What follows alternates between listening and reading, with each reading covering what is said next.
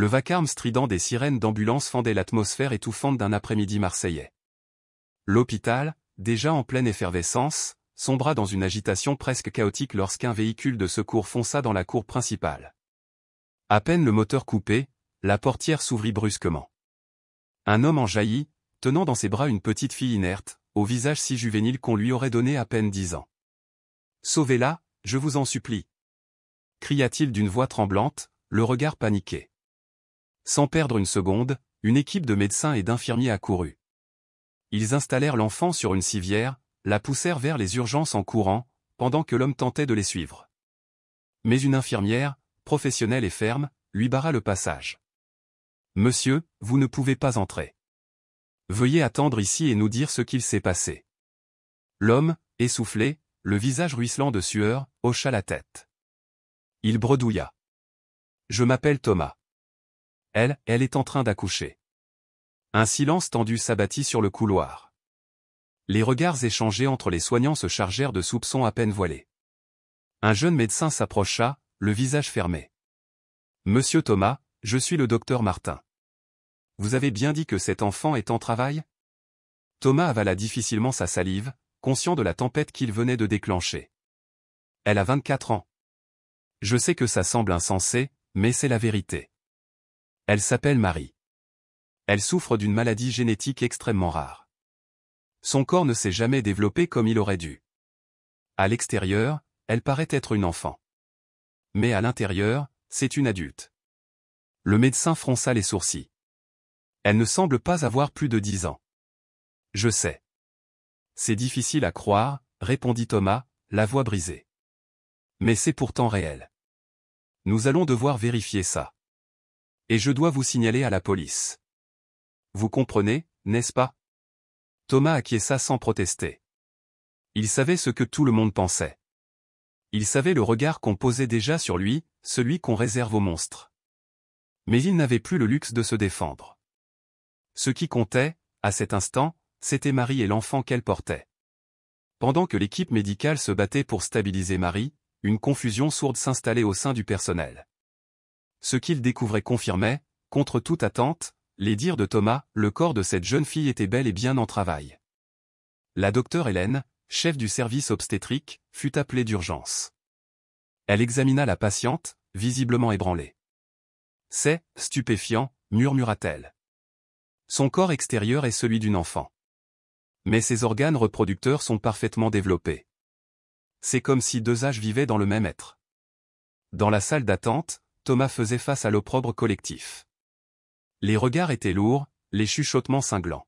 « C'est répugnant », souffla une femme âgée sans se donner la peine de chuchoter. « Un homme comme lui, faire ça à un enfant. Il faut qu'il paye », ajouta un autre. Chaque mot était une lame. Thomas serrait les poings. Il aurait voulu hurler la vérité.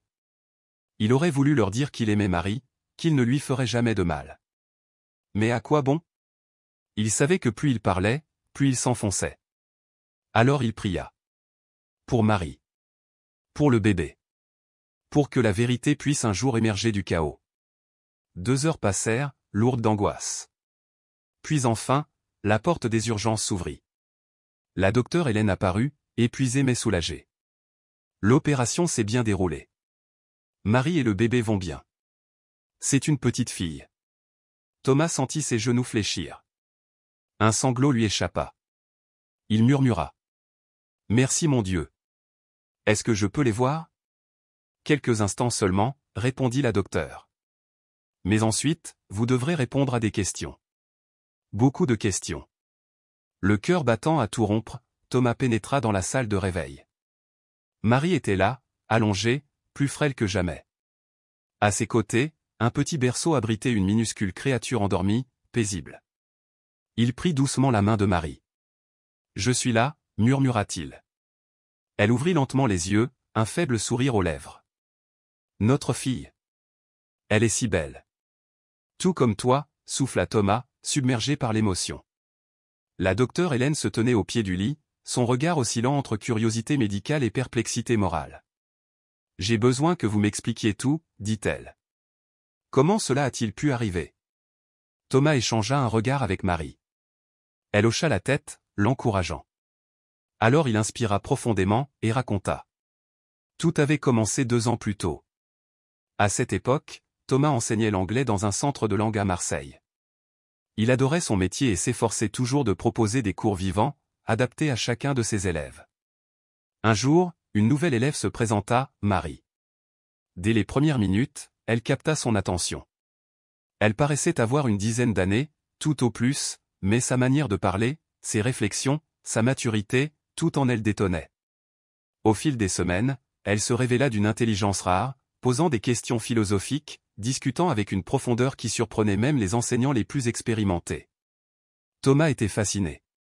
Il lui arrivait de rester après les cours pour discuter avec elle, intrigué par cette personnalité hors du commun. Un soir, Marie lui demanda de lui parler en privé. « Monsieur Thomas. Je dois vous dire quelque chose. Je ne suis pas une enfant. J'ai 22 ans. » Il crut d'abord à une plaisanterie étrange. « Marie, tu plaisantes ? Je sais que ça paraît fou, mais je souffre d'une variante du syndrome de Turner. C'est une maladie rare. Mon corps n'a jamais évolué comme il aurait dû. Mais je suis une femme. Une vraie.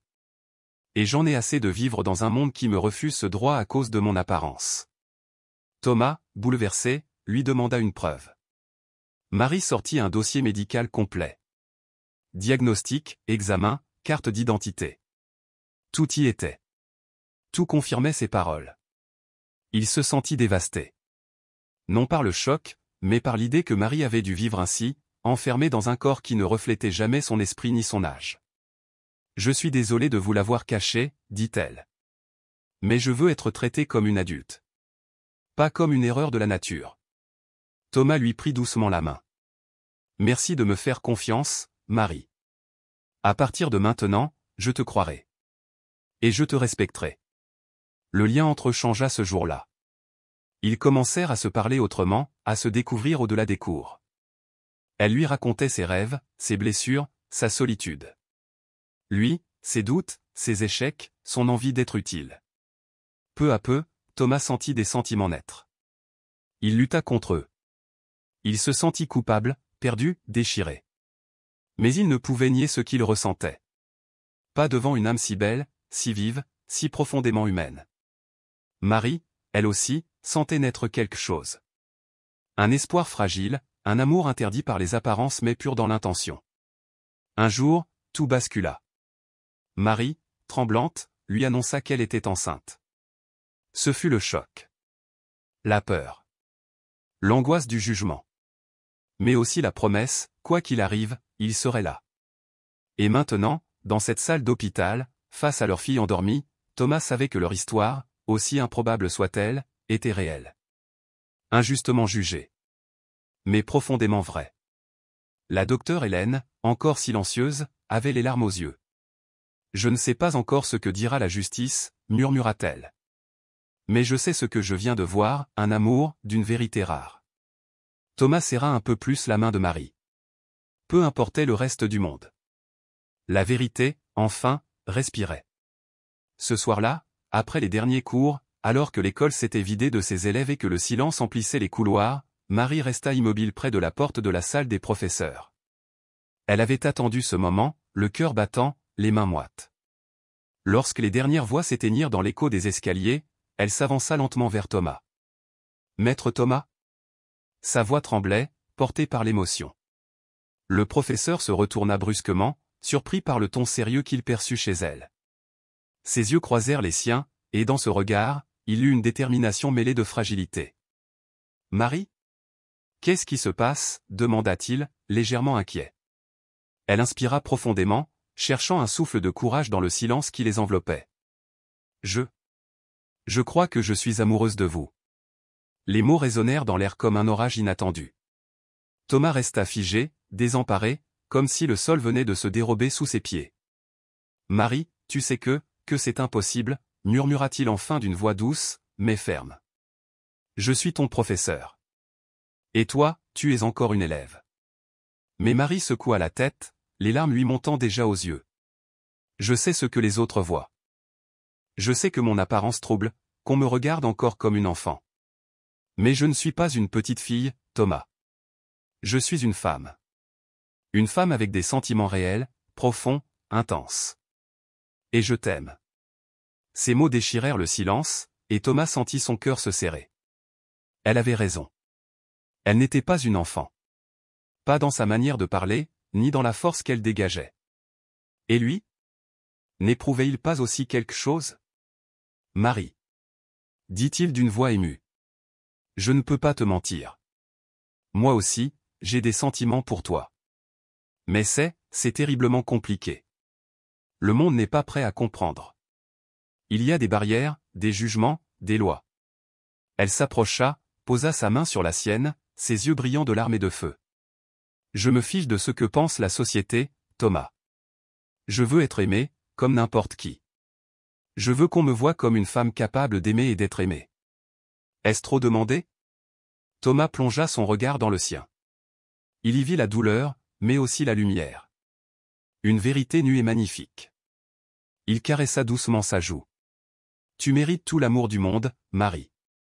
J'ai juste peur de ne pas être assez fort pour nous protéger de tout ce qui nous attend. Alors on affrontera tout ça ensemble, répondit-elle avec calme et assurance. J'ai passé toute ma vie à prouver que j'étais une adulte. Je ne renoncerai pas à l'amour à cause d'une autre peur. À cet instant, une clarté soudaine envahit Thomas. Il comprit que ce qu'il ressentait n'était ni un caprice ni un fantasme, mais un amour véritable. Il sourit enfin. Oui. Ensemble. Je t'aime, Marie. Et je ne laisserai plus jamais la peur nous arrêter. Leur premier baiser fut à la fois doux et chargé d'une intensité nouvelle. C'était le début d'un voyage semé d'obstacles, mais aussi d'une tendresse sans nom. Dans les mois qui suivirent, Thomas et Marie durent faire face à d'innombrables défis. Conscients que leur relation ne serait pas acceptée par la société, ils décidèrent de la garder secrète. Pour éviter tout conflit éthique, Thomas démissionna de son poste d'enseignant. Il trouva un travail en télétravail dans une entreprise de traduction, ce qui lui permettait de passer plus de temps avec elle. Marie, de son côté, poursuivait sa lutte contre la maladie qui lui donnait cette apparence d'enfant. Elle participait à des programmes de recherche médicale, espérant contribuer à des avancées pour d'autres. En parallèle, elle dissimulait leur relation à sa famille et à ses amis, redoutant leur jugement. Pourtant, leur amour grandissait.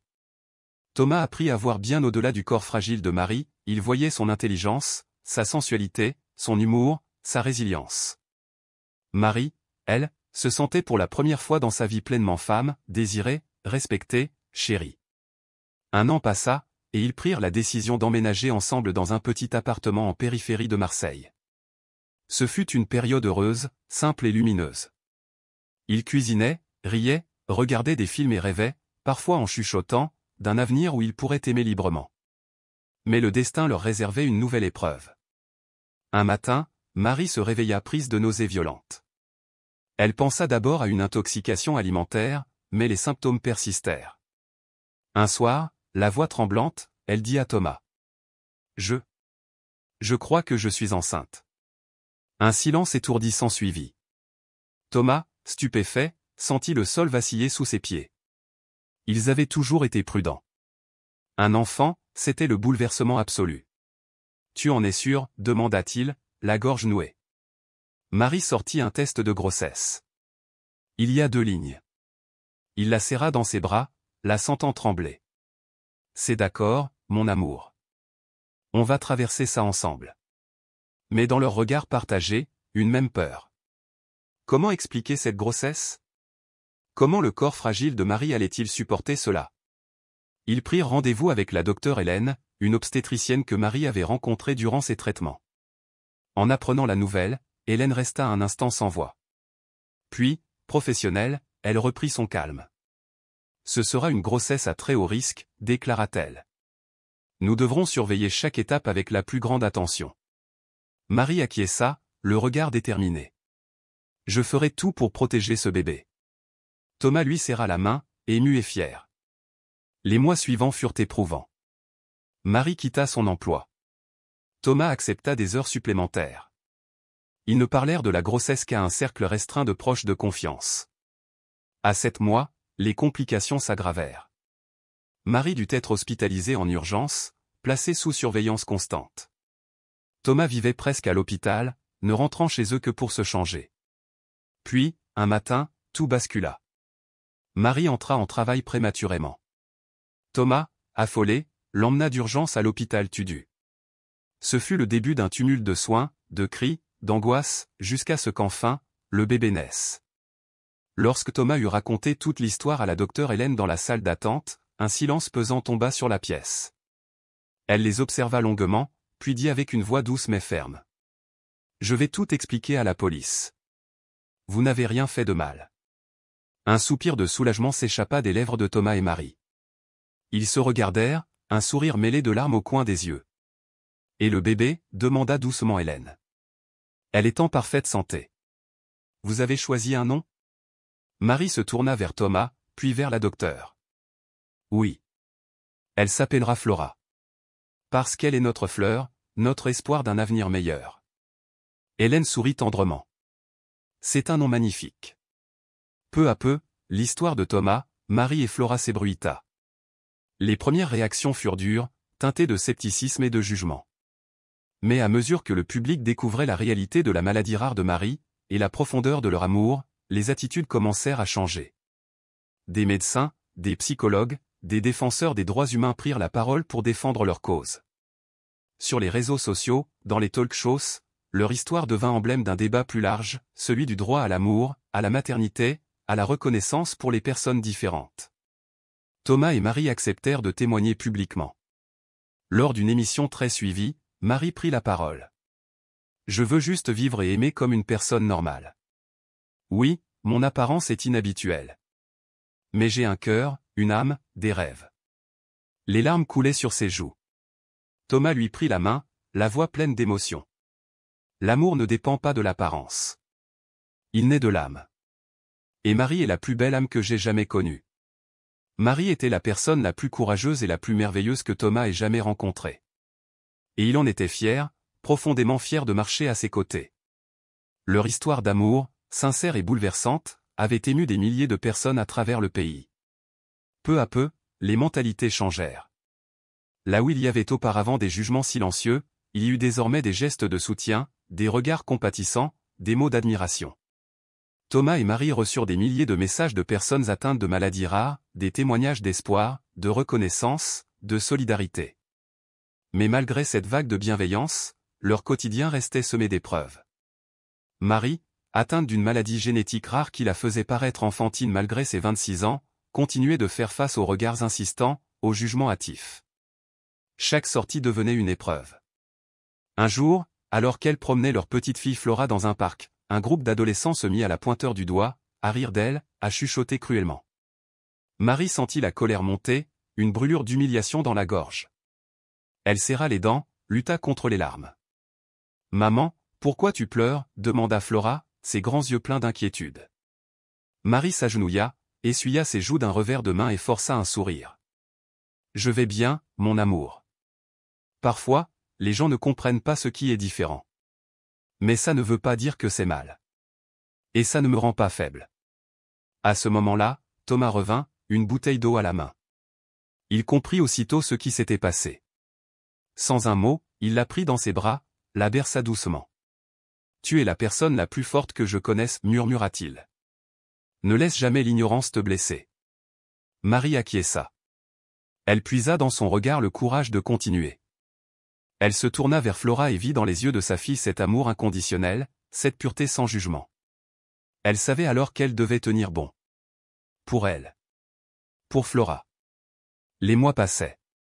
Les chercheurs du monde entier poursuivaient leurs études sur sa maladie. Et un jour, un espoir inattendu jaillit, une équipe de chercheurs américains avait développé un traitement expérimental utilisant des cellules souches. Ce traitement pourrait, peut-être, stimuler sa croissance et modifier son apparence, la rapprochant de ce qu'elle aurait dû être sans la maladie. Mais cette promesse avait un prix. Le traitement était risqué, incertain. Thomas et Marie passèrent de longues nuits à en discuter, à peser chaque risque, chaque espoir. « Je veux que tu sois heureuse, en bonne santé, » dit Thomas, les yeux humides. « Si tu veux tenter cette chance, je serai avec toi, à chaque pas. Et si tu ne veux pas, sache que je t'aimerai tout autant. Toujours. » Marie le fixa longuement, captant dans ses yeux une sincérité désarmante. Elle regarda ensuite Flora dormir paisiblement dans son berceau, les paupières fermées sur un monde de rêves innocents. Son cœur débordait d'amour. « Je veux essayer, répondit-elle enfin, d'une voix calme mais résolue. Pas parce que je ne m'accepte pas comme je suis. Mais parce que je veux vivre pleinement la vie qu'on m'a volée. Je veux accompagner Flora à l'école sans craindre le regard des autres. Je veux qu'elle soit fière de sa maman. » Thomas la serra dans ses bras, ému aux larmes. Il était inquiet, bien sûr. Mais aussi admiratif devant son courage. S'ensuivirent des mois intenses de préparation. Marie dut passer d'innombrables examens, des analyses, des tests médicaux rigoureux. Pendant ce temps, Thomas multipliait les heures de travail, économisant chaque centime. Leur famille, leurs amis, et même des inconnus les soutinrent. Des campagnes de dons furent lancées, des événements caritatifs organisés. Une solidarité magnifique entoura le couple. Le jour de l'intervention arriva. Marie, allongée sur son lit d'hôpital, regardait Thomas avec un amour profond et une pointe d'angoisse. « Je serai là quand tu te réveilleras, lui promit-il en déposant un baiser sur son front. Elle fut emmenée au bloc. Thomas resta seul, le cœur serré. Il n'avait jamais eu aussi peur. Dans la salle d'attente, il pria. Pour Marie. Pour Flora. Pour leur avenir. Le temps s'étira, interminable. Le docteur Hélène, leur amie et médecin référente, sortait de temps à autre pour lui donner des nouvelles. Puis, enfin, après de longues heures, elle revint, les traits tirés mais le sourire radieux. L'opération s'est bien passée. Elle se réveille doucement. Nous devons attendre les résultats sur le long terme, mais tout laisse présager une belle évolution. Thomas s'effondra dans ses bras, les larmes coulant librement. Il n'avait plus de mots, seulement une gratitude immense. Les semaines suivantes furent marquées par la convalescence. Les premiers signes de changement furent timides, un visage légèrement plus mature, une stature un peu plus grande. Mais à mesure que les mois passaient, la transformation s'accentua. 6 mois plus tard, Marie se tenait devant le miroir, les mains tremblantes. Elle n'en croyait pas ses yeux. Une femme adulte la regardait. Plus une enfant dans un corps figé. Une femme à la silhouette gracieuse, au regard assuré. « Tu es magnifique, murmura Thomas en se glissant derrière elle pour l'embrasser tendrement. Marie se retourna, les larmes aux yeux. Merci d'avoir toujours vu qui j'étais, même quand le monde refusait de le faire. Ils s'embrassèrent longuement. L'amour qui les unissait brillait avec encore plus d'intensité. Flora, désormais âgée de 2 ans, entra dans la pièce en riant. Elle courut vers sa mère et saisit sa main. « Maman, on va au parc. » Marie la souleva dans ses bras, plus forte, plus sûre d'elle. « Oui, ma chérie. Allons au parc. » En descendant dans la rue, Marie sentit un changement subtil mais profond. Les regards n'étaient plus empreints de curiosité ou de jugement. Elle n'était plus différente. Elle était simplement une femme, une mère, marchant main dans la main avec l'homme qu'elle aimait. Ils s'assirent au parc, observant Flora courir, jouer, rire avec les autres enfants. Thomas regarda Marie, puis lui demanda doucement. « Est-ce que tu regrettes ?» Elle secoua la tête avec un sourire paisible. « Pas une seule seconde. Tout ce que nous avons traversé nous a menés ici. Je ne changerai rien. » Thomas serra sa main. Son cœur débordait d'amour, de gratitude. Ils avaient franchi ensemble l'impossible. Et maintenant, l'avenir leur appartenait. Lorsque le soleil se coucha doucement sur Marseille, ils rentrèrent chez eux, leurs pas légers. Marie ne se sentait plus prisonnière d'un corps qui ne lui ressemblait pas. Elle avait trouvé sa place dans les bras de Thomas, dans le rire de Flora, et enfin, en elle-même. Ce soir-là, assis sur leur petit balcon, contemplant les lumières de la ville, Marie posa sa tête sur l'épaule de Thomas, le cœur en paix. « Je t'aime, murmura Thomas. Marie sourit. « Et si on racontait notre histoire ? Un livre, un film peut-être. Je veux que d'autres sachent qu'ils ne sont pas seuls. Qu'il y a de l'espoir, de l'amour, de la dignité, peu importe notre apparence ou notre maladie. » Thomas acquiesça, ému. « C'est une magnifique idée. Notre histoire pourrait donner du courage à tant de gens. » Et dans ce silence paisible, entre les éclats de rire de leur fille et les étoiles au-dessus d'eux, ils planifièrent leur avenir. Un avenir qu'ils n'auraient jamais osé rêver, et qui désormais leur appartenait. Dans le silence paisible d'une nuit marseillaise, bercés par les battements réguliers du cœur de Flora endormie dans la pièce voisine, Marie et Thomas se laissaient doucement gagner par le sommeil. Dans leur cœur, malgré toutes les épreuves qu'ils avaient traversées, subsistait encore l'amour et l'espoir inaltérables, même dans les moments les plus sombres.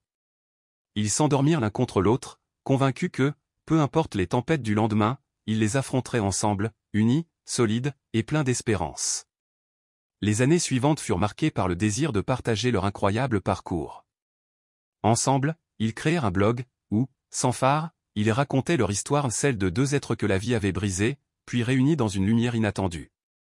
Leur ton sincère, leurs mots pleins d'humanité touchèrent des milliers de lecteurs. Très vite, leur récit franchit les frontières de la France, résonnant dans bien des pays. Ce fut un éditeur parisien, ému par leurs témoignages, qui leur proposa d'en faire un livre. Pendant des mois, Marie et Thomas plongèrent dans leurs souvenirs, retraçant chaque moment décisif, leurs premières rencontres, les premières confidences, les opérations médicales, les regards méfiants du monde, les nuits de doute, et surtout, la naissance de Flora, leur lumière, leur miracle. Le livre, intitulé L'amour sans voir les visages, devint un best-seller. Il fut traduit en plusieurs langues, acclamé pour sa justesse, sa tendresse, et sa force. Dans ce foyer où régnait la tendresse et la vérité, Flora grandit entourée d'amour et de valeurs humaines profondes. Marie et Thomas ne lui cachèrent jamais leur passé. Ils lui racontaient leur histoire non pas pour se glorifier, mais pour l'aider à comprendre, à grandir avec le cœur ouvert. Très jeune, Flora développa une grande sensibilité. À l'école, elle défendait les enfants rejetés, les moqués, les différents. Elle comprenait la douleur du rejet et la beauté de l'acceptation. Marie, quant à elle, poursuivait son combat sur un autre front, la recherche médicale. Elle participait à des essais cliniques, soutenait d'autres malades, et donnait des conférences dans toute l'Europe pour sensibiliser à la réalité des maladies rares. Elle devenait, sans le chercher, une figure inspirante, une voix précieuse dans un monde souvent silencieux face à ses souffrances invisibles. De son côté, Thomas décida de mettre à profit son vécu pour aider d'autres familles. Il rejoignit une ONG spécialisée dans l'accompagnement des personnes touchées par des maladies génétiques rares. Il contribua à mettre en place des programmes de soutien émotionnel et matériel, offrant aux autres ce qu'il aurait tant aimé recevoir durant les moments les plus durs. Lorsque Flora atteignit l'âge de 10 ans, le même âge que celui qu'avait Marie quand elle rencontra Thomas, ils organisèrent une fête mémorable. Ce n'était pas seulement l'anniversaire de leur fille, mais la célébration d'un chemin de vie, d'un combat devenu victoire. Entourés de leurs proches, de voisins, de membres d'associations, de médecins et d'inconnus devenus amis au fil des années, ils prirent la parole. Marie, debout au milieu de la pièce, le regard lumineux malgré l'émotion, dit d'une voix vibrante. Il y a 10 ans, jamais je n'aurais imaginé vivre une journée comme celle-ci. À l'époque, je vivais dans la peur, la solitude, la honte. J'étais persuadé que personne ne pourrait m'aimer, que ma différence serait toujours un obstacle. Puis j'ai rencontré Thomas, et il a vu en moi ce que moi-même je n'osais plus regarder, une femme digne d'amour, entière, vivante. Ensemble, nous avons eu Flora, cette fille incroyable qui nous a tant appris sur l'amour véritable. Elle se tourna vers sa fille, le regard empli de tendresse. Ma chérie, j'espère que notre histoire te rappellera toujours que l'amour est plus fort que les apparences. Que les différences ne sont pas des murs, mais des ponts. Et que dans un monde où certains jugent trop vite, il est possible de choisir l'accueil, la bonté, et la beauté intérieure. Thomas s'avança à son tour, posa une main sur l'épaule de Marie et déclara. Nous avons affronté bien des tempêtes. Il y a eu des larmes, des silences, des nuits d'angoisse. Mais chaque difficulté nous a rapprochés. Si nous partageons notre histoire, c'est pour rappeler à d'autres qu'il existe toujours une lumière, même lorsque tout semble obscur.